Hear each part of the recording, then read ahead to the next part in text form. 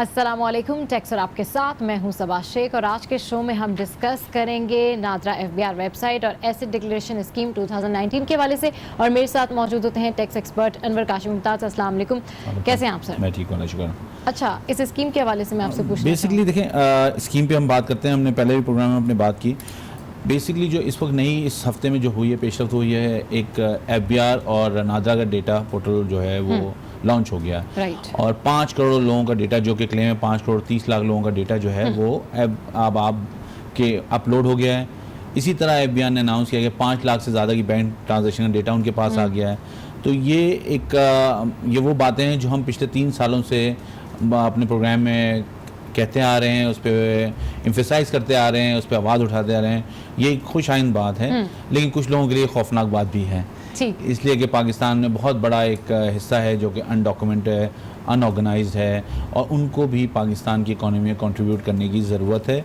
और यही वो तरीका है जिससे वो कंट्रीब्यूट कर पाएंगे। अगर वो नहीं भी चाहेंगे तो करना पड़ेगा उनको कंट्रीब्यूट। नहीं भी चाहेंगे तो करना इंफॉर्मेशन टेक्नोलॉजी के जरिए उनको जो है, अब उनके पास कोई और दूसरा रास्ता नहीं है। तो ये अगर वो जो है करना चाहते हैं, इकोनॉमी में कंट्रीब्यूट करना चाहते हैं, तो उसके लिए गवर्नमेंट ने एसेट डिक्लेरेशन लाए हुए हैं। तो ये डेटा अगर आ गया है और इसके साथ अगर आप डिक्लेरेशन कर देंगे तो आप अक्रॉस द बोर्ड आ जाएंगे, आप जो ऑन बोर्ड आ जाएंगे, और आप जो है आपके लिए मसाइल कम हो जाएंगे। लेकिन जो ज़रूरत है वो इस बात की है कि एफबीआर को बेसिकली सेक्टर वाइज जाना चाहिए, डॉक्यूमेंट करना चाहिए, बिकॉज हम इस बात पे बड़ा एम्फेसाइज है कि पाकिस्तान का असल मसला टैक्स नहीं, पाकिस्तान का असल मसला डॉक्यूमेंटेशन है। तो लेकिन सेक्टर वाइज जाएं, उनको इंसेंटिवाइज करें, और इस तरह ताकि बिजनेस भी मैनेज हो, इकोनॉमी भी मैनेज हो, और आम आदमी के मसले जो हैं वो बेहतर तरीके से वो भी बेहतर हों। अच्छा, इस वक्त हमें ज्वाइन किया है ब्रिगेडियर निसार मीर ने, डायरेक्टर जनरल ऑपरेशन नादरा हैं। अस्सलाम वालेकुम सर, बहुत शुक्रिया आपने टैक्स और आपके लिए वक्त निकाला। आपसे अनवर काशिम मुमताज़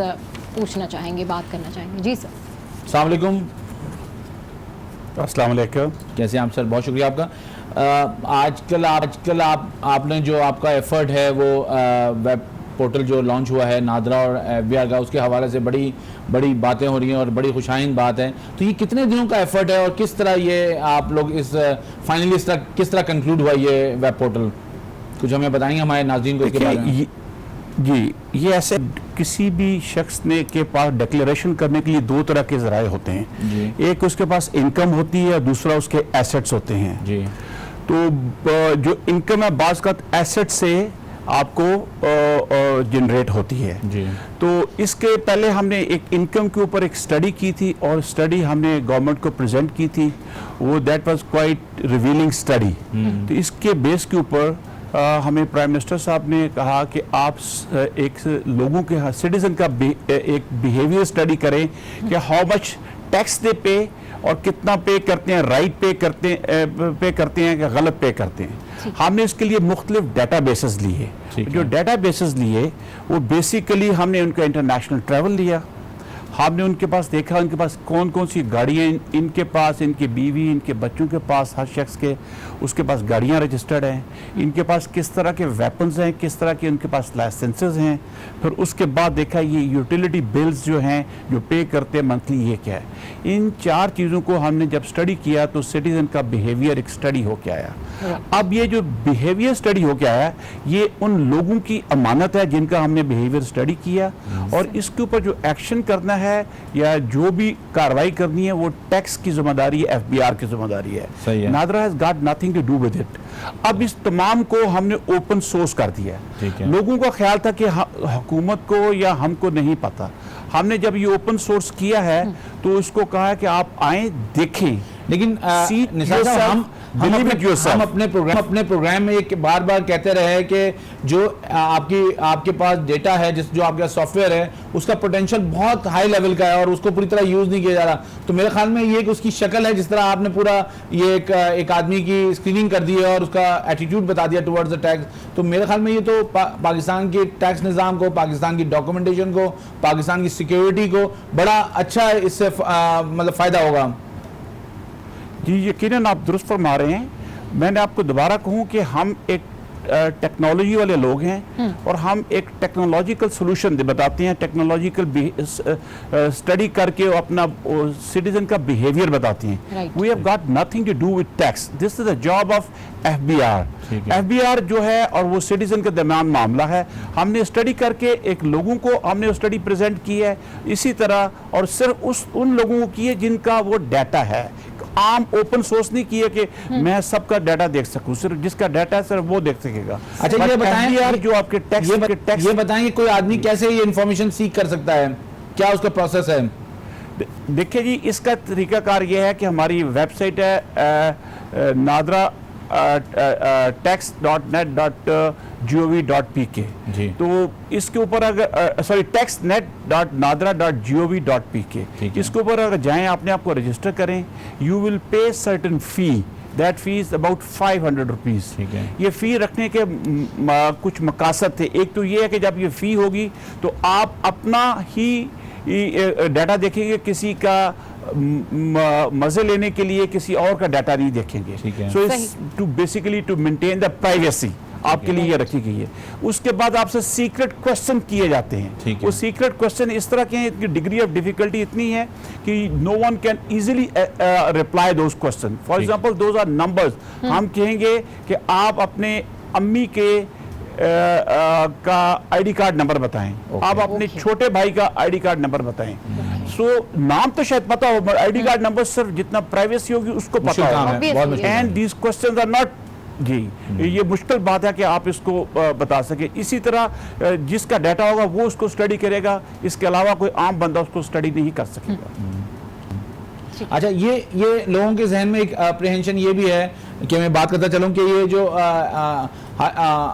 डेटा हैक हो जाता है, ये डेटा अगर नादरा का हैक हो गया तो इससे कोई सिक्योरिटी का मसाइल तो नहीं क्रिएट होंगे? नहीं, अगर डाटा हैक होने की बात आ जाए तो हमारे पास इससे बहुत ज़्यादा दूसरा डाटा है जिसके नेशनल डाटाबेस की हम उसके कस्टोडियन हैं। हमारे बड़े फुल प्रूफ सिस्टम्स हैं, बड़ी ज़बरदस्त किस्म की फायरवॉल्स लगी हुई हैं। It's not rather impossible to have any access to our database and to hack it. अच्छा, ये जो इंफॉर्मेशन है ये इंटरनेशनल बेस्ट प्रैक्टिस को देख के बनाई गई है या उसके मुताबिक है ये? जी बिल्कुल। हमने ये जो चीज़ काम है ये हम जब 8-9 महीने पहले 10 महीने पहले जब इलेक्शन हुआ था तो हमने इसी तरह का एक ओवरसीज वोटर्स के लिए हमने ये इसको इन प्लेस किया था। ओवरसीज वोटर ने अपने आप को रजिस्टर किया था, उसके बाद सीक्रेट क्वेश्चन उनसे पूछे गए थे एंड डॉक्यूमेंट्स कुछ मांगे गए थे, फिर उन्होंने ही अपना वोट कास्ट किया था। कोई बंदा इसको मिसयूज नहीं कर सकता था।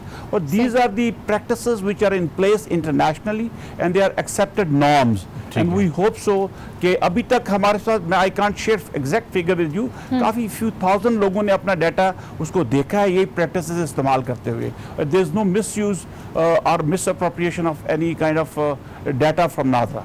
ठीक है, तो आप लोगों को इनकरेज करेंगे इस पे आके अपना डेटा चेक करें और वेरीफाई भी करें उसको, ताकि हो सकता है कोई डेटा मिसमैच कर रहा हो या आपके ख्याल में ये ऑथेंटिक इंफॉर्मेशन है यहाँ पे? जी बिल्कुल, आप सही कह रहे हैं कि हम लोगों को यकीन दिलाना चाहते हैं। इसका मकसद ये था कि आप खुद आके देखें कि आपका जो डाटा है गवर्नमेंट के पास मौजूद है। इसलिए let's not deceive the government. ये हमारा अपना मुल्क है, हमारा अपना पाकिस्तान है। जी बिल्कुल। What tax we are suppose to pay, we should be paying that tax. तो इसलिए वो खुद आके देख लें। हो सकता है इसमें कोई कोई तजाद हो, लोगों का क्लेम डिफरेंट हो और हमारे पास डाटा थोड़ा सा डिफरेंट हो, तो that can be corrected always. वो तो उसको करेक्ट किया जा सकता है। और अगर इसके ऊपर आपको कोई एफबीआर नोटिस देगा तो आप जाके एक्सप्लेन कर सकते हैं अपनी पोजीशन कि नहीं जी ये बात ऐसे नहीं, ये बात इस तरह है। बिल्कुल ठीक है। अच्छा, फ्यूचर में क्या और नादरा के प्रोग्राम्स हैं कि जिससे चीजें डॉक्यूमेंट और हो जाएं? फ्यूचर पे देखिए जी, हमें तो we are at technological component of government जो भी टास्क कहती है वो हम टास्क करते रहते हैं। इसके पास्ट आप हमारा देख लें बिहेवियर। जब भी कैश ट्रांसफ़र के प्रोग्राम पाकिस्तान में आए, नादरा ने बढ़ चढ़ कर इसमें हिस्सा लिया और बड़ी तनदही के साथ इसको काम किया। फॉर एग्जांपल 2010 का फ्लड आया था, हमने सिटीजन डैमेज कंपनसेशन प्रोग्राम किया था जिसमें ओवर 59 बिलियन 459 $495 मिलियन डिस्पर्स किए गए थे जो लोग अफेक्ट हुए थे जी। और इसमें कोई भी ब्रीच नहीं थी, जिन लोगों को डिजर्व करते थे उनको किया था। ये strong system was in place. तो इसी तरह अभी हमारी मौजूदा हुकूमत ने अब ये जो है इसका हाउसिंग प्रोग्राम है वो नादरा का प्लेटफॉर्म यूज कर रहे हैं। इसी तरह कोई हेल्थ का प्रोग्राम आएगा उसको भी यूज करेंगे and NADRA will be glad to provide its services to the government and to its citizens.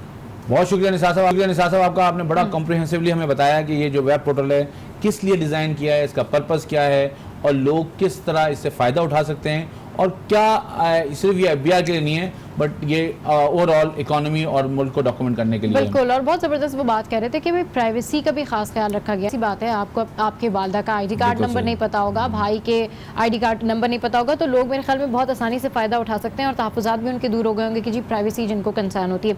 अच्छा, ये जो नाजरा एफबीआर वेबसाइट है और एसेट डिक्लेरेशन स्कीम 2019 के ऊपर हम बात कर रहे हैं, तो अगर इस वेबसाइट के बारे में बात करें तो इस पोर्टल का इजरा क्या लगता है कितनी मेहनत की गई होगी ओवरऑल? फिर उसके बाद देखें ये तो ईयर्स की मेहनत होगी। हाँ। डॉक्यूमेंटेशन को इंटीग्रेशन करना, उसके साथ उसको सिस्टमेटिकली एक जगह पे लेके आना। हाँ। लेकिन ये ज़रूरत थी, पाकिस्तान की ज़रूरत थी। जैसे मैं बाहर आई है अपने प्रोग्राम में कह पाकिस्तान इवॉल्व कर रहा है, तो पाकिस्तान इवॉल्व कर रहा है तो ये उस इवॉल्वमेंट का एक फेज है। सही। और ये चीज़ें जो हैं पाकिस्तान की ज़रूरत है, इससे आप मुंह नहीं चुरा सकते, इसको आप मतलब नो नहीं कह सकते।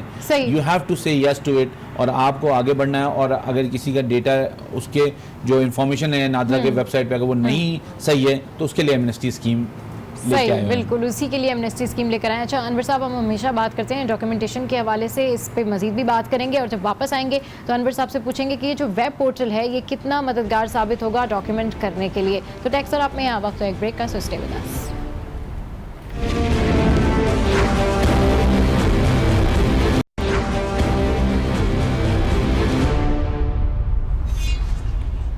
वेलकम बैक टू टैक्स और आप, और आज हम बात कर रहे हैं एफबीआर की वेबसाइट के हवाले से और साथ साथ एसेट डिक्लेरेशन स्कीम 2019 के हवाले से।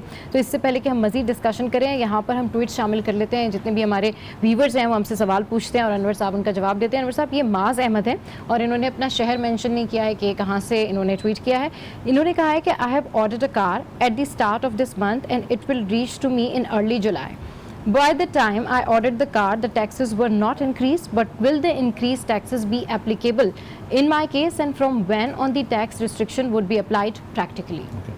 I think I believe he is asking about the withholding taxes.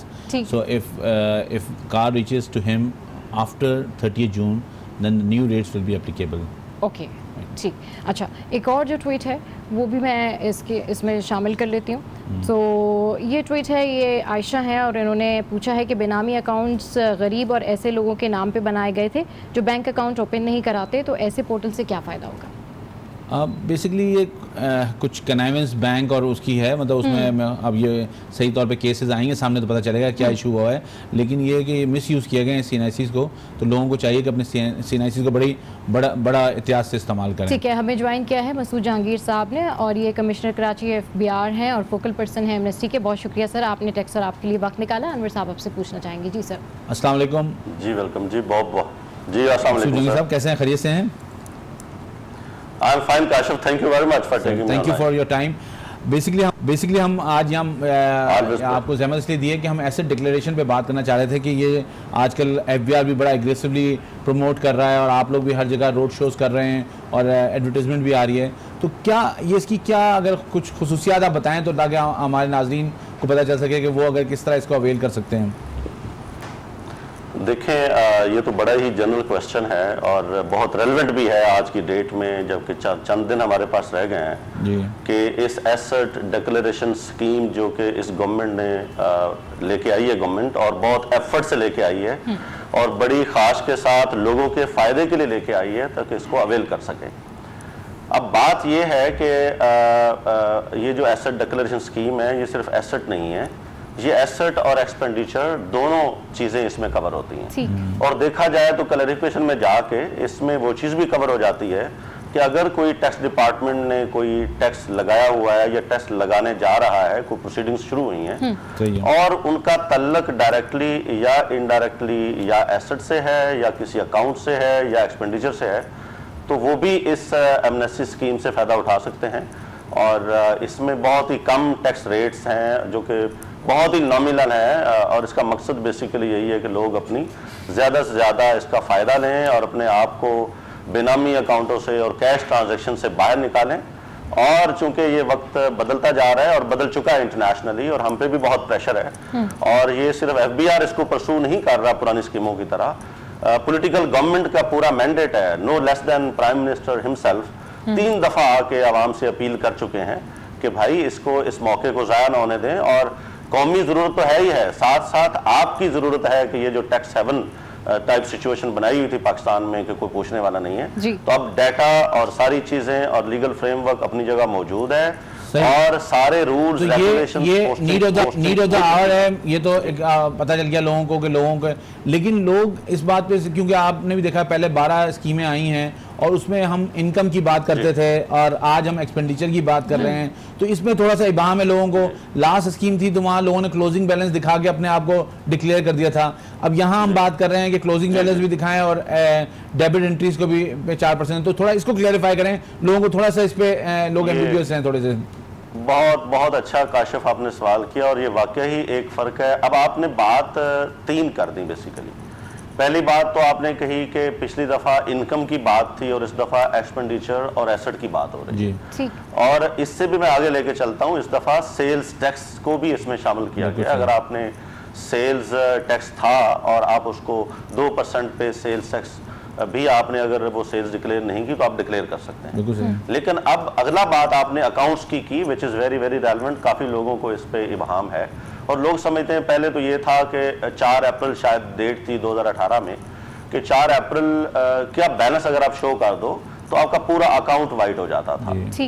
अब इस दफ़ा थोड़ा हमें ये समझना है कि सर्टन डेट के बैलेंस की बात नहीं है। हाँ। शायद वही एनोमलीज जो थी उनको दूर करने के लिए नई स्कीम में चीज़ें लेके आए हैं। अब आपको ये भी देखना है कि अगर आपकी क्रेडिट साइड जो अकाउंट के अंदर है वो तो आपकी सेल्स हैं जो आपने जाहिर है डिक्लेयर नहीं की और आपने बेनामी या दूसरे अकाउंट्स में रखी। हो सकता है अपने अकाउंट में भी रखी हो, हमें कोई एतराज़ नहीं है, रखे भी लोगों ने रखी हैं, लेकिन उसकी जो डेबिट साइड है जो उसमें से पैसे निकाले हैं with the passage of time, या तो वो पैसे देखें किसी एसेट में लग गए होंगे और वो भी बेनामी है तो डिक्लेयर कर दें, या वो पैसे जो है वो एक्सपेंडिचर के तौर पर आपने कुछ गुड्स खरीदी भी होंगी ना, पैसा भी लगता है उस पर, निकलते भी हैं अकाउंट से पैसे, तो वो आपका एक्सपेंडिचर है। तीसरी सिचुएशन ये हो सकती है कि कुछ कैश बच गया तो आपकी इनकम है और वो कैश के तौर पर आपने, क्योंकि एसेट में हर चीज कवर हो जाती है, it can be closing balance. ये अब अगर मैं इसको समराइज करूं तो आप ये कह रहे हैं क्लोजिंग बैलेंस आपने जो डेबिट आपका निकला है वो आपने दिखाना है एसेट की सूरत में या एक्सपेंडिचर की सूरत में, ताकि वो रिकंसाइल हो जाए अकाउंट आपका पूरा। एग्जैक्टली ये है कि जब सेल्स टैक्स आप डिक्लेयर करेंगे तो आपको बाद में अपना अकाउंट भी देना है ना, आपको अपनी रिटर्न फाइल करनी, उसको इनकम में लेके कर लिया है।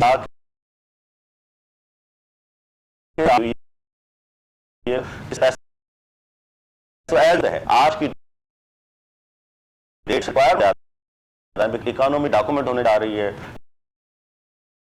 ये पैसा आपको इवन प्रॉपर्टी लेनी है तो ऑफ रेट्स इतने ज्यादा कर दी हैं एफबीआर के वैल्यूज के कि आपको पूरी डिक्लेयर्ड मनी से आपको लेनी पड़ेगी। तो यू हैव टू, तो मतलब आप आपके कैश इन हैंड जो है बैंक में डिपॉजिट होगा 30 जून तक, जब भी आपको एग्जैक्टली, क्योंकि अगर आप उसको जमा करा के निकाल लेंगे 30 जून से पहले तो आपकी एमनेस्टी वैलिड नहीं है। ठीक है। अब तीसरा एक सवाल जाएगा कि ये पैसे कहाँ, प्रॉपर्टी के हवाले से अब एक कंफ्यूजन ये है कि एफबीआर के रेट एक 15 में थे और एक 19 में आए हैं, तो अब जो 150% जो एफबीआर की वैल्यूएशन करनी है वो कौन से रेट के मुताबिक करनी है? बड़ा अच्छा है Kashif, thank you very much. आप सवाल बिल्कुल वो पूछते हो जो यकीनन आपसे आवाम पे है और लोग कंफ्यूजन हैं। देखो, डिक्लेरेशन की क्लोजिंग डेट 30 जून है जी, और 30 जून को एफबीआर के रेट्स फरवरी 2019 से आ चुके हैं, तो ये 1.5% जो बात की जा रही है 1.5 गुना करके देना है, तो वो ये रेट हैं जो करंट अवेलेबल रेट्स हैं। ठीक है, तो जो 19 की जो एफबीआर की रेट है, अच्छा जहां पे एफबीआर के रेट अवेलेबल है वहां पे क्या करें?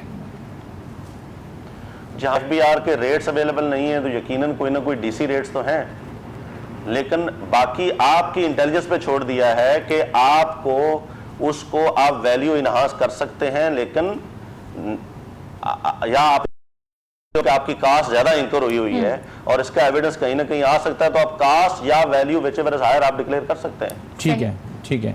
तो मतलब इस तरह आप डिक्लेरेशन आप अपनी प्रॉपर्टी को लेजिटिमाइज कर सकते हैं।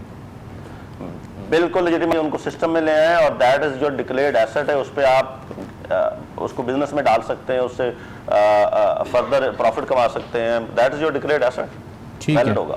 अच्छा, ये एमनेस्टी जो है इसकी बहुत ज्यादा मतलब जो है पब्लिसिटी की जा रही है, बहुत ज्यादा इस पे रोड शोज, आप लोग भी संडे के दिन भी आप जो है एसोसिएशन में जाके आप लोग बड़ी मेहनत कर रहे हैं, आप और फैसल रऊफ साहब। लेकिन ये मुझे बताएं, टाइम आपके ख्याल में कम नहीं है ये 30 जून तक लोगों को डिसाइड करने में और डिसीजन लेने में? इसको बिल्कुल ठीक है, ये एक लोगों का कंसर्न है, लेकिन जो डिसाइड करना है ना उसके लिए कैंपेन का मकसद यही है कि लोगों को अवेयरनेस और लोगों को एहसास हो जाए, उनको पता चल जाए कि ये जरूरी है। और इसकी एक और वजह भी है, वो वजह भी बतानी यहाँ जरूरी है। वजह ये है कि देखिए ये एमनेस्टी स्कीम होम ग्रोन नहीं है, ये पुरानी एमनेस्टी स्कीमों की तरह इस वजह से नहीं आई कि हमारी नेशनल लोकल नीड है। नो, पाकिस्तान एक इंटरनेशनल सिनेरियो में फंसा हुआ है जिसमें इदारे और FATF और इंटरनेशनल रिक्वायरमेंट्स बहुत बढ़ गई हैं। ठीक है। अब आप इसको डिले कर नहीं सकते। हम IMF प्रोग्राम में फॉर गुड और बैड रीजंस गए हैं इकोनॉमी की स्टेबलाइजेशन के लिए और गवर्नमेंट ऑफ पाकिस्तान ने ज्वाइन किया है इसको। तो अब हम उनसे बार बार ये भी डेट गवर्नमेंट ने बिजनेस कम्युनिटी की फेवर में, और जो बिनामी ट्रांजैक्शंस नई निकली थी GIT की वजह से, इधर तो पता चला कि 80% प्रोबेबली अकाउंट्स जो हैं वो बिजनेस कम्युनिटी के ही थे, तो उनको एक मौका दिया है। कह रहे हैं कि जिन्होंने डिसाइड करना 6 दिन के अंदर डिसाइड करके और अपना डिक्लेरेशन फाइल कर दें।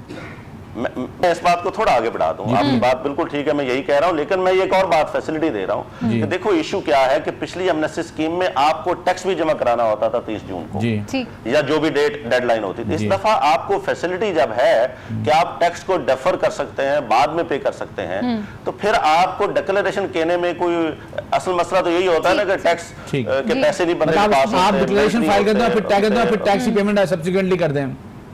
जी बिल्कुल, इस वजह से ये डेट एक्सटेंड होने का इम्कान भी है। हमें सब ब्रेक पे जाना है।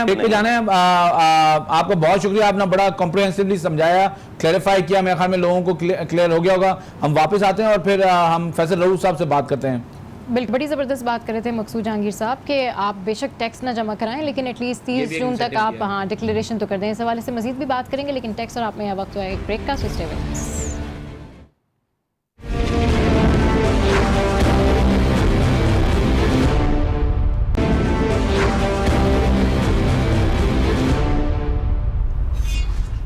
वेलकम बैक टू टैक्स और आप, और आज हम डिस्कस करें FBR वेबसाइट के हवाले से और एसेट डिक्लेरेशन 2019 के हवाले से। तो हमें ज्वाइन किया स्टूडियोज़ में हमारे गेस्ट ने, फैसल रऊफ साहब ने हमें ज्वाइन किया है, कमिश्नर इन लैंड रेवेन्यू हैं और फोकल पर्सन भी हैं। बहुत शुक्रिया सर, आपने टैक्स और आपके लिए वक्त निकाला। जी अनवर साहब, क्या पूछना चाहेंगे आप? अस्सलाम वालेकुम फैसल भाई। जी थैंक यू। वालेकुम सलाम। Thank you very much. अल्हम्दुलिल्लाह। जी thank you very much for calling us. अच्छा, हम काफ़ी बातें तो मकसूद जहांगीर साहब से हो गई, लेकिन अब कुछ चीज़ें जो प्राइवेट लिमिटेड के हवाले से हैं वो मैं आपसे पूछूंगा। उससे पहले मैं ज़रा सा जो लोग जिनके एसेट आउटसाइड पाकिस्तान हैं उसमें थोड़ा सा ये है कि लोगों को अगर आप बता दें कि किस तरह उन्होंने अगर एसेट बाहर रखने हैं तो उनका क्या रेट है और यहाँ लेके आएंगे तो कैसे रेट है और किस तरह पेमेंट होगी, कुछ ये प्रोसीजर थोड़ा अगर लोगों को बता दें ये बात। जी अनवर भाई, जो है ना प्रोसीजर इज वेरी सिंपल। अगर तो आपके पास जो है लिक्विड एसेट्स हैं आउटसाइड पाकिस्तान और आप वो वापस रिपेट्रिएट नहीं करना चाह रहे हैं तो दे विल हैव टू पे दोस एसेट्स। अच्छा, वहां से रिपेट्रिएशन का भी बिल्कुल बहुत, अगर लिक्विड एसेट्स को रिपेट्रिएट करना उसका भी बहुत सिंपल प्रोसीजर है। बैंक से हमारी वेबसाइट पर जो है ना वो मौजूद है FBR के, और वहाँ से आप जो है अगर तो आप इसके US डॉलर्स में अगर आप पेमेंट्स करना चाह रहे हैं तो आप वहाँ से NBP के थ्रू जो है वो आप कर सकते हैं, और अगर आप UAE दरहम्स में पेमेंट करना चाह रहे हैं तो आप जो है UBL के थ्रू वो पेमेंट्स कर सकते हैं। ठीक है। तो जो वहाँ पे लिक्विड एसिड है वो 6% पे और जो पाकिस्तान आएंगे उस पे 4% है।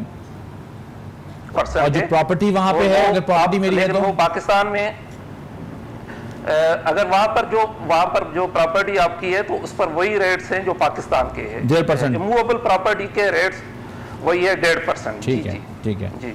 तो अच्छा, अगर मैं मेरे पास एसेट और मेरा बैंक अकाउंट नहीं है तो मैं क्या पाकिस्तान में पेमेंट कर सकता हूँ कोई? मतलब मेरा प्रॉपर्टी और पाकिस्तान बैंक अकाउंट नहीं है बाहर। आपकी अगर प्रॉपर्टी भी नहीं है, बैंक अकाउंट भी नहीं है। नहीं, प्रॉपर्टी है मेरी। ये कहना चाह रहे हैं कि आपकी नहीं, एसेट है मेरी, प्रॉपर्टी है, वहां पे अपार्टमेंट है, लेकिन बैंक अकाउंट नहीं है बाहर, पाकिस्तान से बाहर। जी जी जी जी सर। फॉरेन आप जी फॉरेन बैंक अकाउंट, फॉरेन अगर आपकी प्रॉपर्टी है तो वहां से आप जो है ना आपको बैंक अकाउंट खुलवा कर और वहां से पैसे आपको वहां से भिजवाने पड़ेंगे। ठीक है। तो लोकल अगर मेरे पास डॉलर अकाउंट है तो उससे पेमेंट कर सकता हूँ, चेक इशू कर सकता हूँ मैं? जी अगर आपके पास लोकल बैंक अकाउंट है तो उसकी आप यहाँ से फॉरेन करेंसी अकाउंट है तो उसके थ्रू भी आप पेमेंट कर। ठीक है। अच्छा, अब मैं बात कर रहा हूँ कि ये स्कीम जो है वो क्योंकि एक्सपेंडिचर से रिलेटेड है, तो जब हम प्राइवेट लिमिटेड कंपनी में एक्सपेंडिचर या किसी कंपनी में एक्सपेंस आउट करते हैं तो उसमें दो कंडीशंस होती हैं। एक तो वो क्रॉस चेक से होता है और दूसरी टैक्स नहीं करता। तो क्या ये एमनेस्टी स्कीम में जो एक्सपेंस मैं कवर करूंगा उसमें दोनों चीजों से वो बरीजुमा हो जाएगा? आप कह रहे हैं कि प्राइवेट लिमिटेड कंपनी की बात, मतलब किसी भी लिमिटेड कंपनी में जहाँ विथहोल्डिंग एजेंट होता है जो, तो उसको एक्सपेंस वेरीफाई करने के लिए टैक्स भी काटना पड़ेगा और उसको स्कोप से। पब्लिक लिमिटेड कंपनी तो इसके स्कोप से वैसे ही बाहर है। जी, पब्लिक लिमिटेड कंपनी तो बाहर है, जो है ना बाहर है। प्राइवेट लिमिटेड कंपनी का जहां तक ताल्लुक है तो अगर वो एक्सपेंसेस वो कह रहा है और जो उन्होंने पहले नहीं जाहिर किए हैं एक्सपेंसेस, तो उस पे उनको टैक्स तो देना पड़ेगा। नहीं, और उसके साथ एक्सपेंस दिखा दिए मैंने, लेकिन टैक्स नहीं काटा, तो मैं इसके जरिए कवर करना चाहता हूँ 4% देके और उसको एक्सपेंस को वेरीफाई करना चाहता हूँ, तो कवर हो जाएगा इसमें? सिर्फ इसमें ये कि इसमें विदहोल्डिंग की आपको नहीं है, आपको सिर्फ एक्सपेंसेस पर अगर आप टैक्स दे दें तो वो आपके वो उसमें कवर हो जाएंगे। ठीक है। तो मतलब मैं कवर कर सकता हूँ इसको? बिल्कुल आप दें। ठीक है। बिल्कुल। अच्छा, और ये जो ट्रेडिंग लायबिलिटीज होती हैं, जो 3 साल की लायबिलिटीज होती हैं, अगर वो मैं इसमें कवर करना चाहूँ तो वो भी कवर कर सकता हूँ मैं? आपका यानी कि ये आपका कहना है कि ट्रेडिंग लायबिलिटी देखिए सेक्शन 34(5) में आते हैं। जी हाँ। आती है। अगर आप पीछे trading liability means you have been showing some expense. जी राइट। ठीक। जी बिल्कुल। वो आपको वो एक्सपेंस के फॉर्म में आप उसको अगर 3 साल तक आपने पे नहीं की है ट्रेडिंग लायबिलिटी, दैट मींस के हम अज्यूम ये करते हैं कि वो या तो आपने एक्सपेंस इनकर ही नहीं किया है जी, या फिर उस एक्सपेंस को जो है वो जो है ना अब वो it is no more payable. ठीक है। और अगर आप उसको आप अपने बुक्स में पहले ही क्लेम कर चुके हैं तो अब अगर आप उसके ऊपर टैक्स दे देंगे तो वो उसमें कवर हो जाएगा। ठीक है सर। बहुत शुक्रिया फैजल साहब आपका, आपने भी बड़ा कॉम्प्रिहेंसिवली जवाब दिया। मेरे ख्याल आई होप कि लोगों की चीज़ें बहुत क्लैरिफाई हो, लोगों जो इबाहम था, जो एम्बिग्यूटी थी, वो क्लैरिफाई हो, और फिर अगर दोबारा हुआ तो हम आपको दोबारा अपने प्रोग्राम में ज़हमत देंगे। बिल्कुल। अच्छा, जिस तरीके से वेब पोर्टल के हवाले से बात हो रही है और बहुत सारे तहफ़्फ़ुज़ात दूर हो रहे हैं आवाम के भी, वही ये बताएं कि जो पोर्टल है पूरा ये इंटरनेशनल स्टैंडर्ड के अकॉर्डिंगली है? मेरे ख्याल में, इसलिए कि नादरा का जो सॉफ्टवेयर है, ये तो मैं पता नहीं कितने सालों से ये बात कह रहा हूँ कि उनके पास बड़ा सोफिस्टिकेटेड सॉफ्टवेयर है जो इंटरनेशनल स्टैंडर्ड्स का है। सही। और इसको यूज़ नहीं किया जा रहा था। यूज़ ना करने की वजह मुझे नहीं पता था कि पाकिस्तान में तो हमें पास अनफॉर्चुनेटली हम FATF और TF और IMF की वजह से चीज़ें करते हैं, अपने ऑन और ओन नहीं करते हैं। लेकिन ये है कि ये इंटरनेशनल प्रैक्टिस के मुताबिक है। बिल्कुल। शो का टाइम एंड अप होने लगा है, आप सम अप करना चाहें तो? बस मेरा तो सिर्फ ये कहना है कि हम जो अपने प्रोग्राम में एम्फेसाइज करते रहे, जिसके हम अपना स्टार्ट किया था कि लोगों को ये अवेयरनेस दें, ये कल्चर डेवलप करेंगे। टैक्स देना जो है वो ज़रूरी है, और आप टैक्स नहीं देंगे तो फिर आप कंप्लेन भी ना करें। आप पाकिस्तान की बात करते हैं तो आपको टैक्स देना है ताकि पाकिस्तान आगे बढ़े, और आप फिर उस वक्त आप सवाल कर सकते हैं जब आप टैक्स दें कि आप पाकिस्तान ने हमें क्या दिया, लेकिन पहले आपको टैक्स देना है और उसके बाद देखें ये मुल्क की कितना पोटेंशियल है, ये कितना आगे जाता है, और हमारे आम आदमी को तालीम भी मिलेगी, सेहत भी मिलेगी, और रोजगार भी मिलेगा। इस बात के साथ मजबूत टैक्स निज़ाम, मजबूत पाकिस्तान। बिल्कुल, टैक्स पे करें, पाकिस्तान को आगे लेकर जाएं। अगर आप पेट्रियाटिक हैं तो डेफिनेटली आपको पाकिस्तान का ख्याल है और टैक्स पे करना आपकी आईनी जिम्मेदारी भी है। टैक्स और आपसे फिलहाल इतना ही। हमारे शो को ऐसे ही फॉलो करते रहिए, देखते रहिए टैक्स और।